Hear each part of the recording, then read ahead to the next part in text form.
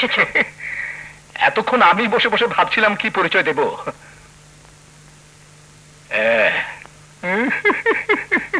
এখন দেখছি পরিচয় দেবার দরকার নেই। সোজাভাবে কথা বলো, নইলে দারোয়ান ডাকবো। তুমি চুপ করো তো। কতদিন পর স্বামী স্ত্রীর মধ্যে দেখা হলো, এর মধ্যে আবার দারোয়ান ফারওয়ান কেন? কি রুহি, তুমি ভেতরে যাও মা, আমি দেখছি। শুনলে না ভেতরে যেতে বললো? আরে কি মুশকিল, স্বামী স্ত্রীর গোপন ব্যাপারের মধ্যে তুমি না গলাও কেন? আরে যাও না। এখানে কেন এসেছো? আমি আর আসলাম কোথায়? ভাগ্যই আমাকে টেনে এনেছে। ভাগ্য নয়, দুর্ভাগ্য। এই মুহূর্তে এখান থেকে চলে যাও। মনে করো না এখন আমি সে অসহায় আছি। জানি জানি, তুমি তো এখন নীলাবাই, অনেক বড় বড় লোকজনের আসা যাওয়া। বেরিয়ে যাও, না হলে পুলিশ ডাকবো। জেল হাজত, অভিজ্ঞতা আমার কয়েকবার হয়েছে। দেখো, তুমি আমার বিয়ে করাবো, তোমার আমারও তো একটা ভাগ আছে নাকি? অনেক বড় বড় খদ্দের, আয়ও বেশ মোটা। তোমার ওই হাতে হাত করার ব্যবস্থাই করছি।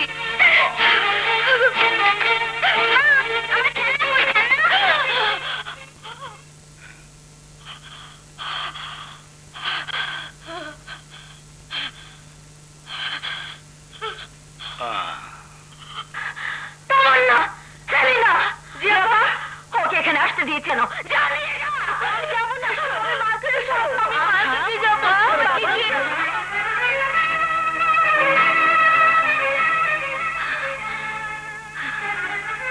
ছেলে,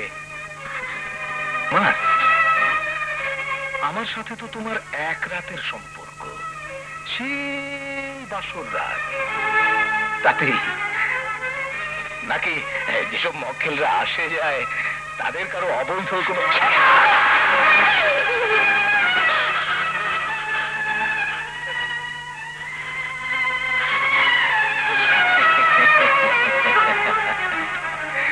না, থাপ্পড় খেয়ে আমি রাগ করিনি, বরং খুশি হয়েছি।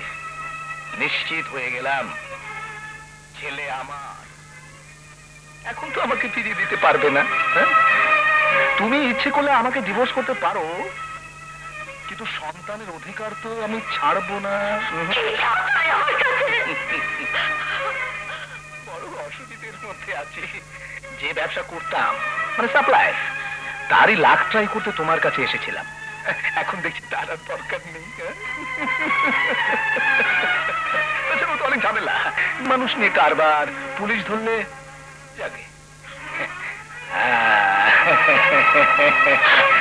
আমার ব্ল্যাঙ্ক চেক যখন আবার ফিরে পেয়েছি, আমার ছেলে,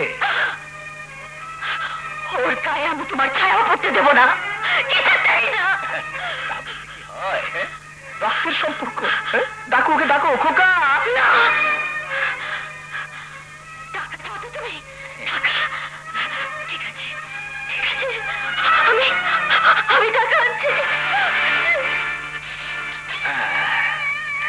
জায়গা মতো চাপ দিয়েছো সাদেক আলী। শালা মেয়ে মানুষের একটাই প্যাচ, জান যায় তুমি মারা যায় না। নইলে যদি ছেলেকে এনে ঠেলে দিয়ে বলতো যা নিয়ে যা, তাহলে তো শালা মরেছিলাম। তো করতে পারবো না, ছেলের জন্য মনটা কেঁদে উঠলেই আমাকে যাবার আসতেই হবে। তবে এখনকার মতো আমি যাচ্ছি। ইয়ে, তোমাকে সেই বাসর রাতে একবার পেয়েছিলাম, আরেকবার না। থাক থাক, ঠিক আছে।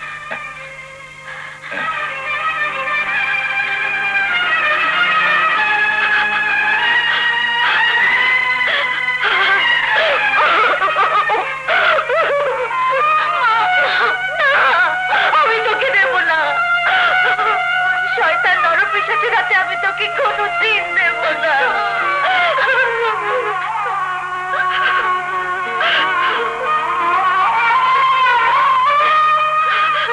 রুহি বেটি, মা মা মা, আমি এখন কি করব?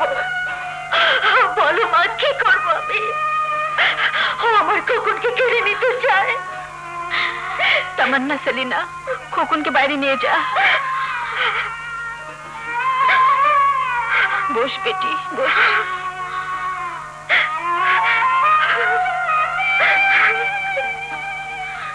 আমি আমি তো বেটি ভাবতেও পারিনি যে এমন একটা ইতর লোক আসলেই তোর স্বামী। তুমি আমার ছেলেকে কোথাও লুকিয়ে রাখো মা, যেন হাজার খুঁজেও আর কোনোদিন ওকে দেখতে না পায়। শান্ত হবে, শান্ত হ। একটা ব্যবস্থা তো করতেই হবে। একবার যখন শয়তানটা ঠিকানা পেয়ে গেছে তখন সহজে ছাড়বে না। তাহলে তাহলে এখন আমি কি করব মা? যাই করি ভেবে চিন্তে করতে হবে। আপাতত কিছুদিনের জন্য চল বাড়ি থেকে ঘুরে আসি। কোথায়? হাতেমালি সওদাগর লোক পাঠিয়েছে নিয়ে যাবার জন্য। তার ছেলের বিয়ে। তুই আসার পর বাইরের জলসা তো বন্ধই করে দিয়েছি। চল এবার কিছুদিনের জন্য চাটগা থেকে ঘুরে আসি। চট্টগ্রাম বছরে তো একবারই আসেন, অন্তত সপ্তাহ খানেক না থেকে গেলে চারদিকে একা সামলাই কি করে? তাছাড়া হিসেবপত্র তো কিছুই আপনি দেখেন না। ব্যবসাটা এখন আল্লাহর রহমতে ভালোই চলছে। আয় ব্যয়ের হিসেবটা, ব্যাংক অ্যাকাউন্টটা আপনি যদি বুঝে না নেন। মা যাকে বিশ্বাস করেছেন তার কাছ থেকে হিসেব বুঝে নেওয়ার কোনো প্রশ্নই ওঠে না ম্যানেজার সাহেব। আমি আসি শুধু আপনি তো সবই জানেন। এখানে থাকতে আমার সত্যি খুব কষ্ট হয়। তাহলে কালই ফিরে যাবেন? হ্যাঁ, কাল সন্ধ্যার ফ্লাইটে। ব্যারিস্টারির জন্য নয়, রাজধানীর মোহেও নয়। আমি তো চিটাগং থেকে পালাবার জন্যই ঢাকায় পড়ে থাকি। এখানে রাস্তা ঘাট নদী পাহাড় সব জায়গায় আমার এত স্বপ্ন, এত কষ্ট, এত স্মৃতি।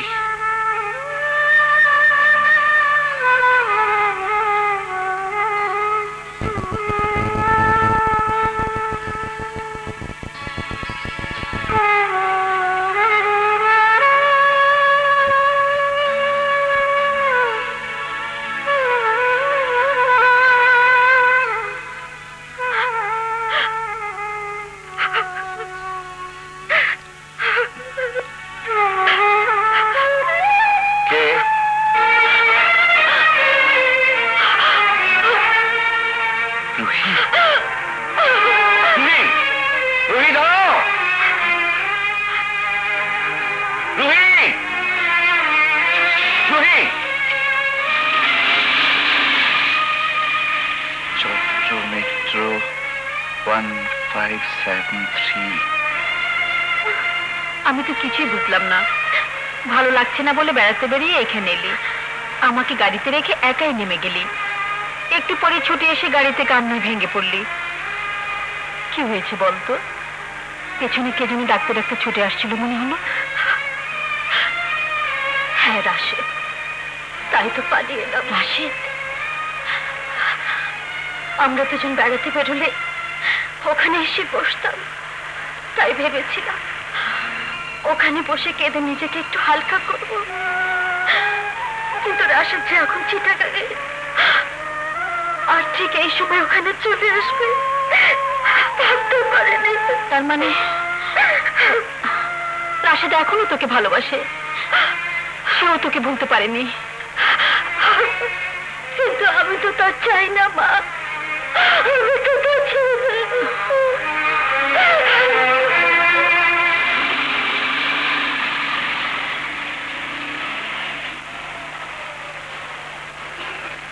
আসসালামু আলাইকুম। ওয়ালাইকুম আসসালাম। আসুন আসুন সদাগর সাহেব। ছোট সাহেব আপনাকে দেখে খুব খুশি হবেন। আসুন। ছোট সাহেব, ইনি হাতেমালি সওদাগর, আমাদের সবচাইতে বড় ক্লায়েন্ট। আসসালামু আলাইকুম। ওয়ালাইকুম আসসালাম। আপনার সঙ্গে পরিচিত হয়ে খুব খুশি হলাম। না, ভাবলাম আপনার সঙ্গে এত ব্যবসা আমার, আপনি চাটগা এসেছেন, ভাবলাম একটু পরিচয় হওয়া দরকার। চলুন ভেতরে চলুন। এটা আপনার গাড়ি? জি, কেন বলুন তো? মানে কাল রাত 8টার দিকে একজন মহিলা এই গাড়িতে। ও, হীরাবাই আর তার পালক মেয়ে নীলাবাই। হীরাবাই, নীলাবাই। হ্যাঁ, ছেলের বিয়ে দিলাম তো, নাচ গানের জলসা করতে ঢাকা থেকে নিয়ে এসেছিলাম। হীরাবাইয়ের তো খুব নাম ডাকছিল, লখনৌর বাইজি বয়স বেড়ে যাওয়ায় প্রায় বন্ধই করে দিয়েছিল। ওই মেয়েটাকে মানে নীলাকে পেয়ে আবার শুরু করেছে। আজই ঢাকায় চলে গেল। চেনেন নাকি? হ্যাঁ, জি জি না। সে কি, ঢাকায় তো নীলাবাইয়ের এখন খুব নাম। বড় বড় লোকেরা ওর গান শুনতে যায় ওদের কলাবিতানে। নীলাবাই কলা পিতা।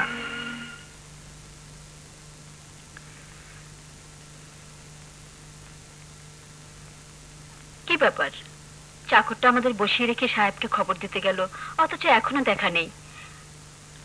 আসরে কোনো মেহমানও তো দেখছি না। বাইরে এসব জলসা না আসাই ভালো মা। কে কেমন লোক তাও তো আমরা জানি না।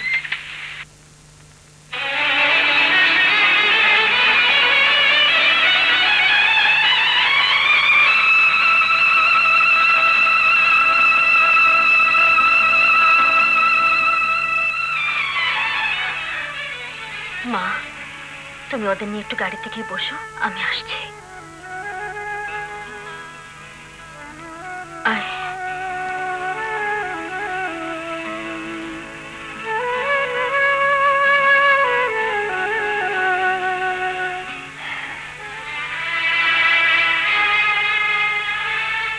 ছি ছি ছি ছি, আমি ভাবতেও পারিনি তোমাকে এইভাবে দেখবো। এভাবে দেখার জন্য তো মুজরার আয়োজন করেছেন ব্যারিস্টার সাহেব। ভেবেছিলাম যা শুনেছি সব ভুল। ভেবেছিলাম চোখে দেখার পর আমার শোনা কথা মিথ্যে প্রমাণিত হবে। সারাটা দিন মনে মনে প্রার্থনা করেছি আমার বিশ্বাসের কাছে আমি যেন হেরে না যাই।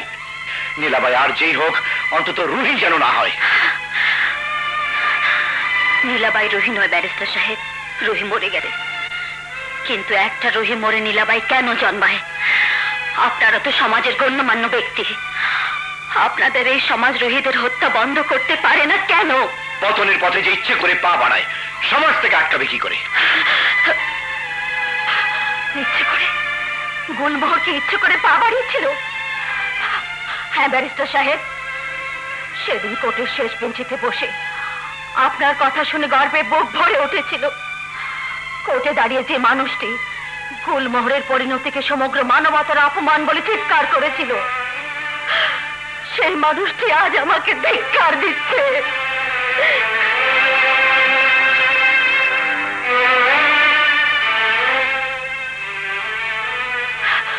কেন সে নীলাবাই হলো সে কথা কেউ ভেবে দেখে না, এমনকি ব্যারিস্টার রাশেদ চৌধুরীও না। কি করতে পারেন আপনারা? কতটুকু করতে পারেন? পারেন গুলমোহরের জীবন ফিরিয়ে দিতে? পারেন না। গুলমোহরকে যেমন পারেন নাই তার বাবা মায়ের কাছে ফিরিয়ে দিতে, তেমনি রুহিকেও রাশেদের কাছে ফিরিয়ে দিতে পারেন না আপনারা। না না, আমি রুহি নই। রুহি মরে গেছে, মরে গেছে। আমি নীলাবাই, আমি নীলাবাই, আমি নীলাবাই।